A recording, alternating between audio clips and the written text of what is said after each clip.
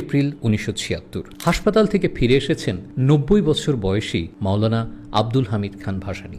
বয়সের ভারে মাওলানার শরীর দুর্বল হয়েছে, কিন্তু প্রতিবাদের ভাষা একটুও দমে যায়নি। আমাদের সংগ্রাম চলবেই চলবে। তিনি এসেই ঘোষণা করলেন, ভারত যদি বাংলাদেশকে তার পানির অধিকার না দেয় তাহলে তিনি লং মার্চ করবেন। আপামর খেটে খাওয়া বাঙালি রীতিমতো ভড়কে গিয়েছিল। এই শরীর নিয়ে এই বয়সে লং মার্চ, তাও পানির জন্য। সময় স্বল্পতার কারণে আমাদের আজকের ভিডিওতে কোনো রকম কোনো এডিটিং নেই, সরাসরি একটা ফেস ক্যাম ভিডিও করে আমরা ভয়েস অফ ঢাকায় শুধুমাত্র আপনাদের জন্য আপলোড দিচ্ছি। আপনারা শুনে অবাক হবেন, মাত্র একদিনের নোটিসে এই স্ক্রিপ্টটি, মানে এই পুরো অংশটি তৈরি করেছেন আমাদের রাইটার মুনিব রাব্বি। আর ভয়েস অফ ঢাকার পুরো টিম এই মুহূর্তে ব্যস্ত আছে বন্যার্তদের সাহায্যের জন্য, যে কারণে আমরা এডিটিংয়ের সময় পাইনি, একেবারে সরাসরি ভিডিওটা করে আপনাদের জন্য আপলোড দিচ্ছি। মজলুমের নেতা মে মাসের 16 তারিখে পথে নামলেন। বার্ধক্যের ক্লান্তি ছাপিয়ে রেড মাওলানা হাঁটলেন অধিকার আদায়ের সংকীর্ণ পথে। রাজশাহী থেকে প্রেমতুলি, সেখান থেকে চাঁপাইনবাবগঞ্জ থেকে মনকষা, তারপর শিবগঞ্জ। 64 মাইল পথ মাওলানা হেঁটে গেলেন।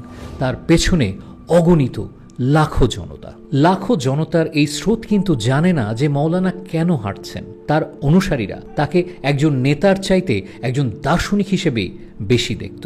ভারত কোন পথে বাংলাদেশের ক্ষতি করতে পারে মাওলানা আব্দুল হামিদ খান ভাসানীর আগে কারো কাছেই এই পুরো ব্যাপারটা কিন্তু পরিষ্কার হয়নি। আর এ কারণেই ফারাক্কাবাদ, লং মার্চ এবং মাওলানা আব্দুল হামিদ খান ভাসানী আমাদের আজকের সময়ের হিসেবে অনেক বেশি প্রাসঙ্গিক। ভাসানী যখন বেঁচে ছিলেন বাংলাদেশে নদীর সংখ্যা ছিল প্রায় 1500-র মতো। তারপর সেটা কমতে কমতে চলে এলো 700-তে। আর যদি পানির প্রবাহ হিসেব করেন তাহলে সেটা 200-র কাছাকাছি।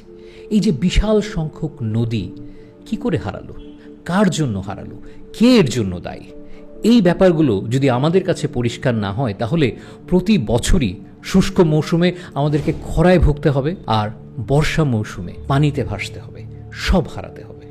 মরা নদীর রুক্ষ দাগ বুকে জড়িয়ে কাঁদতে হবে একটা সবুজ পাতার জন্য। বাংলাদেশের ঘাড়ের উপরে ভারত ছাড়া কিন্তু আর কেউ নেই। ভারতের সাথে আমাদের অভিন্ন নদী আছে 54টি। এর ভেতরে 53টি নদী ভারত থেকে বাংলাদেশে এসেছে। শুধুমাত্র একটা নদী যেটা বাংলাদেশ থেকে ভারতে গেছে, সেটার নাম কুলিক। ভারত এই নদীগুলোর প্রায় সবকটির মুখেই বাদ দিয়ে নদীর পানিকে ইচ্ছে মতো তার মতো করে ব্যবহার করেছে এবং আমরা প্রতিবারই বিপদে পড়েছি। ভারত কিভাবে এই কাজটা করছে চলুন দেখে নেওয়া যাক। বাংলাদেশের নদীগুলো মোটামুটি 4টা নদী ব্যবস্থার উপর নির্ভরশীল: ব্রহ্মপুত্র, পদ্মা, মেঘনা এবং দক্ষিণ পূর্বাঞ্চলীয় নদী ব্যবস্থা। সবগুলো রিভার সিস্টেমের অধিকাংশ নদীর পানি ভারতের নিয়ন্ত্রণে। ব্রহ্মপুত্র নদী ব্যবস্থায় 18টি নদীর 12টিতেই ভারতের বাঁধ আছে, যার সরাসরি প্রভাব পড়ছে উত্তরাঞ্চলের ছোট বড় প্রায় 85টি নদীর উপরে। এসব নদীর বেশিরভাগই বর্তমানে মৃতপ্রায়। বাঁধগুলোর কারণে যমুনা নদীর প্রশস্ততা 5 কিলোমিটার থেকে কমে এখন, শুনলে অবাক হবেন, 700 মিটারে এসে থেমেছে, 1 কিলোমিটারেরও কম। আপনি শুনলে অবাক হবেন, শুষ্ক মৌসুমে তিস্তা নদীতে 6710 কিউসেক পানি প্রবাহিত হতো, এখন সেটা কত জানেন? গেস করুন, 300 কিউসেক।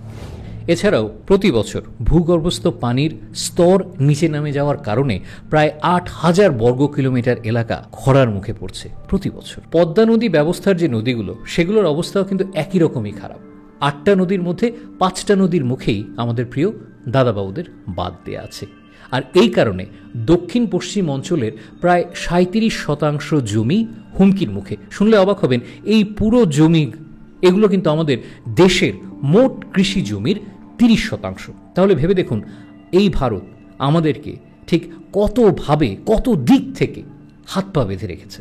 বাদ দিচ্ছে, খরায় আরও বেশি জমি শুকিয়ে যাচ্ছে। সমস্যা কিন্তু এখানেই শেষ নয়। আমাদের এই দাদাবাবুদের কীর্তির কারণে আমাদের জমিতে লবণাক্ত পানি সমুদ্র থেকে ধীরে ধীরে ঢুকে যাচ্ছে। তাতে করে আমাদের যে উর্বর জমি, যেখানে খুব সহজেই ফসল ফলতো, সেই জমিগুলো লবণাক্ত হয়ে পড়ছে এবং উর্বরতা হারাচ্ছে আমাদের কৃষকের মাথায় হাত। 1976 থেকে 1993 এই সময়ের ভেতরে শুধুমাত্র অতিরিক্ত লবণাক্ততার কারণে আমাদের কৃষিখাতে ক্ষতি কত জানেন? $3 বিলিয়ন। শুধুমাত্র এক ফারাক্কার কারণে আমাদের সুন্দরবনের ইকোসিস্টেম মারাত্মকভাবে ক্ষতিগ্রস্ত হচ্ছে। এখন যে শুধু আমরা মানুষের অ্যাক্টিভিটিকেই দায়ী করছি, ব্যাপারটা কিন্তু তাই নয়। এই যে অতিরিক্ত লবণাক্ততা, এটাও আমাদের সুন্দরবনকে ধ্বংস করার পেছনে একটা গুরুত্বপূর্ণ ভূমিকা রাখছে। এবার নজর দেওয়া যাক মেঘনা নদী ব্যবস্থার। 26টা নদী, 12টাতেই সেই যে আগের মতোই দাদাবাবুদের বাঁধ। এই বাঁধের কারণে 373টি হাওর এখন প্রায় শুষ্ক, এবং শুষ্ক মৌসুমে গেলে দেখবেন সেখানে পানির নামগন্ধ নেই। ঠিক এই কারণে এখন উৎপাদন ঝুঁকিতে আছে 0.98 মিলিয়ন টন মাছ এবং দেশের প্রায় 14% বোরো ধানের আবাদ। দক্ষিণ পশ্চিমাঞ্চল তথা চট্টগ্রামের নদীগুলোর অবস্থাও কিন্তু একই রকম। দুটোতেই আমাদের প্রিয় দাদাবাবুদের বাঁধ, যার ফল 23,000 হেক্টর জমি এখন হুমকির মুখে। আরও হুমকির মুখে প্রায় 85,000 টন খাদ্যশস্য উৎপাদন। আর এই বাদ দেওয়ার কারণে মুহুরী নদীতেও কিন্তু চর জেগে উঠছে, এবং সেই চর দখলে নেমে পড়েছে আমাদের প্রিয় প্রতিবেশীরা। ফেনী নদী থেকে ভারতের পানি নেয়ার কথা ছিল মাত্র একটি পাম্প ব্যবহার করে, যার ক্ষমতা হতে হবে 1.82 কিউসেক। আপনি কি জানেন ফেনী নদীতে ভারতের কটি পাম্প এখন সচল আছে? 36টি পাম্প, যার প্রত্যেকের ক্ষমতা 2 কিউসেক। ভেবে দেখুন কি বিপুল পরিমাণ পানি তারা নিয়ে যাচ্ছে, এবং এ কারণে ওই অঞ্চলে প্রায় 60,000 হেক্টর জমি এবং মৎস্য খামার রয়েছে প্রবল হুমকির মুখে। ব্যাপারটা কিন্তু এখানেই থেমে থাকছে না। ভারতের এই নদী সন্ত্রাসের শেষ পেরেক আন্তঃনদী সংযোগ প্রকল্প।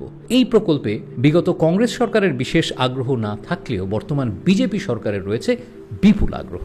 আন্তঃনদী সংযোগ এই প্রকল্পটা এতই বিস্তৃত এবং এত বেশি ডিটেইল, আমি একটু দেখে পড়ে আপনাদেরকে বলছি। এই প্রকল্পের মাধ্যমে ভারত তার আভ্যন্তরীণ 37টি নদ নদীকে সংযুক্ত করবে 30টি সংযোগ খালের মাধ্যমে। 14টি সংযোগ খাল হবে হিমালয়ান অংশে, অবশিষ্ট 16টি হবে পেনিনসুলা অংশে। 50 থেকে 100 মিটার প্রশস্তের খালগুলোর গভীরতা হবে 6 মিটার। এতে জলাধার তৈরি হবে 3000।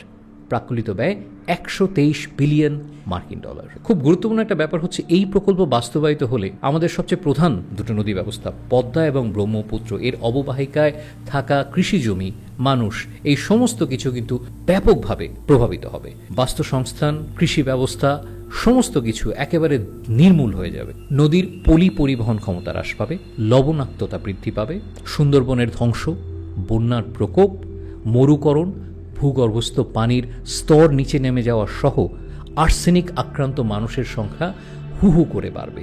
এই সব কিছু মিলিয়ে শুধু প্রাকৃতিক নয়, একটা মানবিক বিপর্যয়ের দিকে ধাবিত হবে এই পুরো অববাহিকা অঞ্চল। স্বাভাবিকভাবেই যে প্রশ্নটা আসে, এই এত ধ্বংস বিপর্যয়ের পরেও কেন ভারত এই বাঁধ দেয়া নীতি থেকে সরছে না? লাভ ছাড়া আমাদের দাদাবাবুরা এক পাও যে আগান না, এটা তো আমরা জানি। আসুন ব্যাপারটা একটু বুঝেন। কলকাতা বন্দরের নাব্যতা বৃদ্ধির অজুহাতে ভারত পশ্চিমবঙ্গের মুর্শিদাবাদ জেলার রাজমহল ও ভগবানগোলার মাঝে ফারাক্কা নামক জায়গায় একটা মরণ বাঁধ নির্মাণ করে। এই বাঁধের অবস্থান চাঁপাই নবাবগঞ্জ জেলার পশ্চিম সীমানা থেকে প্রায় 18 কিলোমিটার উজানে গঙ্গা নদীর উপরে। 1996 সালের গঙ্গা চুক্তি অনুযায়ী কথা ছিল, শুষ্ক মৌসুমে পানি প্রবাহ যদি 70,000 কিউসেক বা তার কম হয়ে থাকে, তাহলে উভয় দেশ, ভারত এবং বাংলাদেশ, সমান পরিমাণ পানি পাবে। কিন্তু বাস্তব চিত্রটা একেবারেই ভিন্ন। ভারত তার ইচ্ছে মতো কখনো পানি ছাড়ছে, কখনো পানি আটকে রাখছে। এর প্রভাব শুধু যে বাংলাদেশে পড়ছে তা কিন্তু নয়। পশ্চিমবঙ্গে ফারাক্কার আশেপাশে যতগুলো এলাকা আছে সব জায়গায় কিন্তু পানি শূন্যতা, লবণাক্ততা বৃদ্ধি, কৃষি ব্যবস্থা ধ্বংস, এই সমস্ত কিছুর প্রভাব সমানভাবে হচ্ছে। এত বিপর্যয়ের পরেও বাঁধ ব্যবসায়ী এই চিন্তাভাবনা থেকে ভারত কিন্তু সরে আসেনি, উল্টো এটাকে আরও সম্প্রসারিত করেছে। গোমতী নদীর ওপর ডুম্বুর জলবিদ্যুৎ প্রকল্প এর আরেকটা উদাহরণ। শুরুতে বলা হয়েছিল 15 মেগাওয়াট বিদ্যুৎ উৎপাদন করা হবে এই জলবিদ্যুৎ কেন্দ্র থেকে, কিন্তু বর্তমানে 2 মেগাওয়াটের বেশি উৎপাদন হচ্ছে না। তারপরেও কিন্তু ভারত এই বাঁধটিকে কোনোভাবেই খুলে দিচ্ছে না। ফলাফল ত্রিপুরা এবং তার আশেপাশের অঞ্চলে প্রবল পানি স্বল্পতা, ভূগর্ভস্থ পানির স্তর নিচে নেমে যাওয়া, লবণাক্ততা বৃদ্ধি এবং সেই সাথে অতিবৃষ্টির কারণে প্রতি বছর বন্যা, যেটার একেবারে জ্বলন্ত উদাহরণ আমরা এই বছর, এই এখন আমাদের ফেনী, কুমিল্লা এবং অন্যান্য এলাকায় দেখছি। শুধুমাত্র এই বাঁধটি অসময় এবং কোনো রকম সাবধানবাণী না দিয়ে খুলে দেওয়ার কারণে এই এত বড় বিপর্যয়। তাহলে প্রশ্ন, আন্তঃনদী সংযোগ প্রকল্প ভারতের জন্য তো একেবারেই সুফল বয়ে আনছে না, উল্টো তাদের এলাকায় মানুষকে ঠিক আমাদের মতোই বিপর্যস্ত করছে। কিন্তু তারপরেও কেন এই প্রকল্পটি ভারত চালিয়ে যাচ্ছে? আপনি যেটা ভাবছেন একেবারে ঠিক ভাবছেন। এখানে যত না পানি জড়িত আছে তার চেয়ে অনেক বেশি রাজনীতি জড়িয়ে আছে। পানিকে নিজের কবজায় রেখে ভারত চাইছে আমাদেরকে, আমাদের চিন্তাকে, আমাদের সমস্ত কর্মকাণ্ডের ভেতরে একটা লাগাম দিয়ে রাখতে। যখন ইচ্ছে খুলে দিচ্ছে, যখন ইচ্ছে বন্ধ রাখছে। আন্তর্জাতিক সকল আইনকে বুড়ো আঙুল দেখিয়ে ভারত আমাদেরকে কোণঠাসা করে রাখতে চাইছে এই নদী রাজনীতি দিয়ে। কিন্তু ব্যাপার হচ্ছে যে ভাটি অঞ্চলে হওয়ার কারণে আমাদেরকেই কিন্তু সমস্ত দুর্যোগ মোকাবিলা করতে হচ্ছে। কিন্তু আন্তর্জাতিক আইন অনুযায়ী যেই নদী দুটো দেশের ওপর দিয়ে প্রবাহিত হয়েছে, সেই নদীর উপর যে কোনো কর্মকাণ্ডে কিন্তু এই দুই দেশেরই একটা সমঝোতা থাকা খুবই জরুরি, যেটা আমাদের প্রতিবেশীরা কখনোই আমাদের সাথে মেনটেন করেনি। এই শেয়ার্ড নদীগুলোর ব্যবহারের ক্ষেত্রে সমতা এবং ন্যায্যতা কিন্তু আন্তর্জাতিক আইনের মূল ভিত্তি। আমি শিওর এই দুটো শব্দ আমাদের প্রতিবেশী তারা কখনোই চিন্তাও করেনি। শুষ্ক মৌসুমে যখন তীব্র পানির সংকট কৃষি জমির জন্য, মানুষের জন্য, তখন বাঁধ বন্ধ রেখে পানির জন্য হাহাকার সৃষ্টি করছে। বর্ষা মৌসুমে যখন এমনিতেই আমাদের পানির কোনো অভাব নেই, পানির আধিক্য চলছে, তখন সমস্ত বাঁধ খুলে দিয়ে আমাদেরকে ভাসিয়ে দিচ্ছে, জনপদের পর জনপদ ডুবিয়ে দিচ্ছে। পানি নিয়ে এই অদ্ভুত যুদ্ধের যে পন্থা, এটাকে বলা চলে ক্রাইম অফ অ্যাগ্রেশন। কোনো বোমা নয়, কোনো সেনাবাহিনী নয়, কোনো মিসাইল নয়, নিজের ইচ্ছা মতো পানিকে ব্যবহার করে আমাদেরকে সবসময় একটা ভয়ের মধ্যে, একটা আতঙ্কের মধ্যে, একটা প্রেশারের মধ্যে রাখা হচ্ছে। সম্প্রতি ভারতের ডুম্বুর জলবিদ্যুৎ কেন্দ্রের বাঁধ খুলে দেওয়ার কারণে কুমিল্লা, ফেনী এবং এই অঞ্চলে যে প্রবল বন্যার সৃষ্টি হয়েছে, এটাকেও কিন্তু আমরা সন্দেহের চোখে দেখছি। কারণ অতিবৃষ্টির কারণে পানি বাড়তেই পারে, কিন্তু সেটা বাড়তে 2 থেকে 3 দিন সময় লাগে, কারণ পুরো প্রসেসটা ধীরে ধীরে হয়। কিন্তু যেই মুহূর্তে আপনি আপনার প্রতিবেশীকে না জানিয়ে হঠাৎ করে বাঁধের মুখটা খুলে দেবেন, সেই 2-3 দিন ধরে বেড়ে যাওয়া পানির পরিমাণটা বাড়বে ঠিকই, কিন্তু সেটা বাড়বে 2 থেকে 3 ঘন্টায়। একটা প্রবল ফ্ল্যাশ ফ্লাড, যেটা মোকাবিলা করার মতো সক্ষমতা আমাদের নেই বলছি না, কিন্তু আমাদেরকে তো আগে জানতে হবে যে পানিটা আসছে। সেই কথাটাই তো আমরা কখনো জানতে পারিনি। হঠাৎ করে দেখলাম আমাদের পুরো জনপদের পর জনপদ ভেসে গেল, ডুবে গেল। স্বাধীনতার পর থেকে কিন্তু ভারতীয় আগ্রাসন আমাদের উপরে চলছে, কখনো রাজনৈতিক, কখনো অর্থনৈতিক, কখনো বা সাংস্কৃতিক। আর এখন এই আগ্রাসন নিয়েছে একটা নতুন রূপ, নদী আগ্রাসন। যে কারণে ভারতের বিরুদ্ধে আমাদের দেশের ভেতরে কণ্ঠস্বরগুলো আরও বেশি তীব্র থেকে তীব্রতর হচ্ছে, আরও সোচ্চার হচ্ছে। ঢাকার রাজপথে সেই পুরনো স্লোগান আবারও শোনা যাচ্ছে, দিল্লি না ঢাকা, ঢাকা ঢাকা। সম্প্রতি এক ব্যাপক গণঅভ্যুত্থানের মাধ্যমে স্বৈরাচারী ফ্যাসিস্ট সরকারের পতনের পর আমাদের অন্তর্বর্তীকালীন সরকারের প্রধান উপদেষ্টা ডক্টর মোহাম্মদ ইউনূস খুব স্পষ্ট ভাষায় সতর্ক করে দিয়েছেন, বাংলাদেশ যদি কোনো কারণে অস্থিতিশীল হয়, তাহলে ভারতের 7 সিস্টার্স, যেটা আমাদের দেশের সাথে একেবারে লাগোয়া, সেখানেও কিন্তু অস্থিতিশীলতা সৃষ্টি হতে বাধ্য। এখন দেখার বিষয় ডক্টর মোহাম্মদ ইউনূসের এই হুঁশিয়ার বাণী ভারতের কানে ঠিক কতটা স্পষ্টভাবে গিয়েছে, ভারত কতটা সতর্ক হয়েছে। আত্মবিধ্বংসী এই আগ্রাসন নীতির কারণে শুধু যে আমরা ক্ষতিগ্রস্ত হচ্ছি তা কিন্তু নয়, ভারতের জনগণও কিন্তু ক্ষতিগ্রস্ত হচ্ছে সমানভাবে। কিন্তু তারপরেও এই আগ্রাসন কোনোভাবেই, কোনো হুঁশিয়ারিতেই বন্ধ হচ্ছে না। ভারতের এই আত্মবিধ্বংসী নীতির বিরুদ্ধে কিন্তু এরই মধ্যে ভারতের সচেতন নাগরিক সমাজ আওয়াজ তুলতে শুরু করেছে। তারা অনেকেই বলছেন এই নীতি থেকে ভারতকে সরে আসতে হবে নিজের স্বার্থে, প্রতিবেশীর সাথে ভালো সম্পর্কের স্বার্থে। উদাহরণস্বরূপ ধরা যায় ভারতের ফারাক্কা বাঁধ। এটা নিয়ে ভারতের ভেতরেই কিন্তু জনমত প্রবল থেকে প্রবলতর হচ্ছে, এটার বিরুদ্ধে হচ্ছে। বিহারের মুখ্যমন্ত্রী নীতিশ কুমার এরই মধ্যে বাঁধটিকে ভেঙে ফেলার কথা বলেছেন। মেধা পাটকারের মতো অ্যাক্টিভিস্ট অলরেডি বলা শুরু করেছেন ফারাক্কা বাঁধ ভারতের সুবিধার চাইতে অসুবিধা কয়েক গুণ বাড়িয়ে তুলছে। এটাকে রীতিমতো সবাই মিলে ডিকমিশন করার কথাও বলছেন অত্যন্ত জোরালো দাবিতে। এত কিছুর পরেও যদি ভারতের বোধোদয় না হয়, তাহলে একটা কথাই বলার আছে, মৌলানা আব্দুল হামিদ খান ভাসানী প্রয়াত হয়েছেন, কিন্তু এদেশের ঘরে ঘরে ভাসানীর জন্ম হয়েছে। কিছুদিন আগের ঘটে যাওয়া বিপুল গণঅভ্যুত্থান সেটাই কিন্তু স্পষ্টভাবে চোখে আঙুল দিয়ে দেখিয়ে দিয়েছে। শুধু পদ্মা, মেঘনা, যমুনা বড় নদী নয়, আমার বাড়ির পাশের ছোট্ট নদীতে বৈশাখে যদি হাঁটু পানিও না থাকে, সেই পানি ফিরিয়ে আনার জন্য এদেশের মানুষ, এদেশের জনগণ আবারও পথে নামবে। এদেশের মানুষ বিশ্বাস করে তার বাড়ির পাশের আঁকাবাঁকা নদীর বৈশাখ মাসের যে হাঁটু জল, এটাও তার অস্তিত্বের অধিকার।